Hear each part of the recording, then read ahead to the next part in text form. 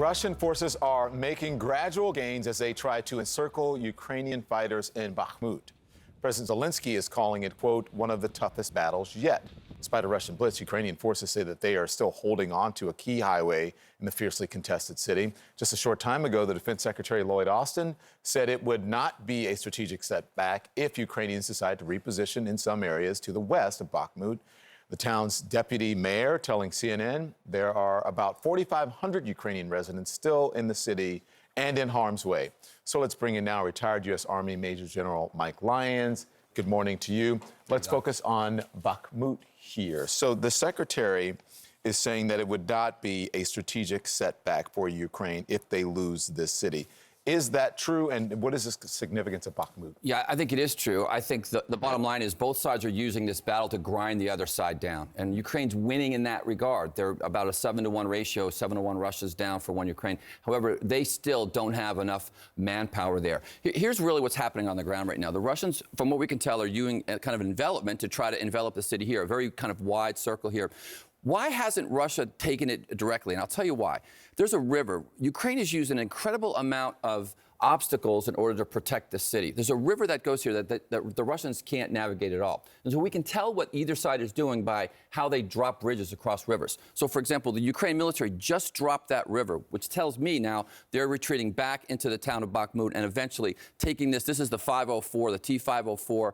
Road back to Ivanishki, let's say. But the Russians now, they drop a bridge here in Kremova. So they're trying to prevent the Ukrainians from escaping from this route there as well. So we're seeing now actually what both sides are going to do and likely where Ukraine will be able to evade Russian forces to leave the city. So considering what you just said and how they're surrounded, how much longer do you think Ukrainian forces can hold on, Mike? So they've got to decide how more casualties they really want to take. And both sides have been grinding each other down here at this point. I think they're going to do this in the next 24 to 48 hours. Really? And there's no loss in that for them. You know, evade when the enemy is stronger at this point. I think that's really what the decision that they're making. Can we talk about the Wagner Group? Because they have been spearheading this push for Bakhmut. Can you explain to us their involvement here? Yeah, they're mercenaries, about 50,000 troops we know in the Donbass region, 10,000 regular contractors, about 40,000 penal colony prisoners, people that have made this choice to come join the battle here because as opposed to sitting in a Russian penal colony.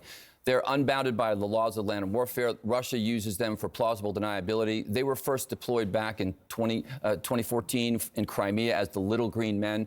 They're not really warriors. Their head, Prigozhin, is a former caterer of Vladimir Putin. But here's the deal. We now see that he's now complaining about the situation in Bakhmut. He says they're not getting enough ammo. So he's now sensing a loss. He's sensing that they're not going to be able to hold it. And really, what they've done to the city's in rubble. It's in cinder. 4,500 left from what was 80,000 civilians. There's nothing left. They've really not gained any victory. So since they're not bound by sort of traditional rules, is this why they're involved instead of Russian troops? Well, they can't seem to muster enough Russian troops that want to do this fight. This is a suicide mission. Again, these frontal assaults here on locations in trench warfare with all the different obstacles. The Russian soldiers are smart. They recognize they're not going to survive those battles. Thank you, Major Mike Lyons. Thanks. Appreciate it. Good to see you this morning. Thank you. Let's go straight to CNN's Melissa Bell live for us in Kyiv right now. Hello to you, Melissa. The fight has been going on for more than 7 months now. I'm wondering if Ukraine will be able to turn it around and keep the city. I think their aim, Don, is at this point just to hold it for as long as they can. And this is their tried and tested strategy. We've seen it in other towns in this war so far, although none at the heart of a battle this long yet. To try and hold on for as long as they can, whatever the cost to them, insofar as it wears down the Russian ability to continue waging this war, and whatever the cost.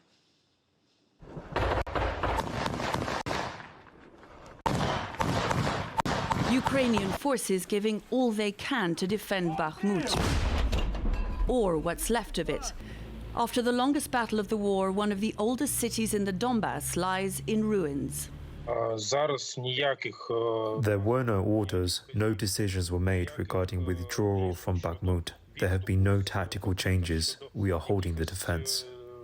Abandoned by more than 90% of its population over the course of the 7-month siege, only those who couldn't leave before are left.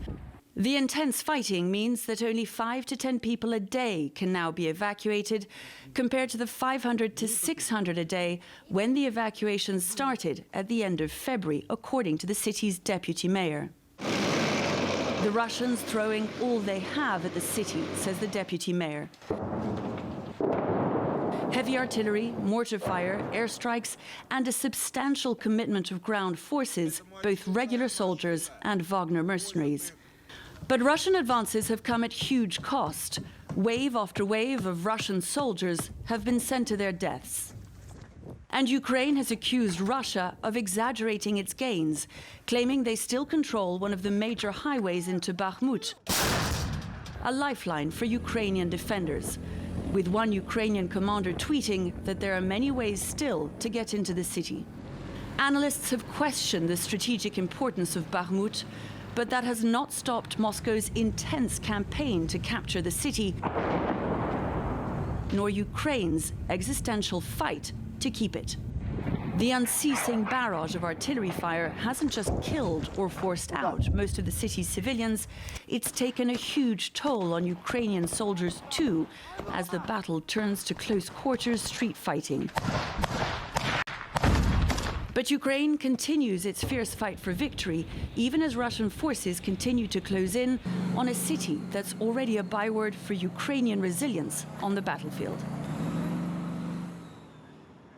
What's most remarkable, maybe, Don, is that more than 100 years after the end of World War I, just how much this looks like some of the early battles of that war. Trench warfare, heavy artillery, and wave after wave of inexperienced soldiers on both sides being sent to their certain death. And it's happening in Europe again.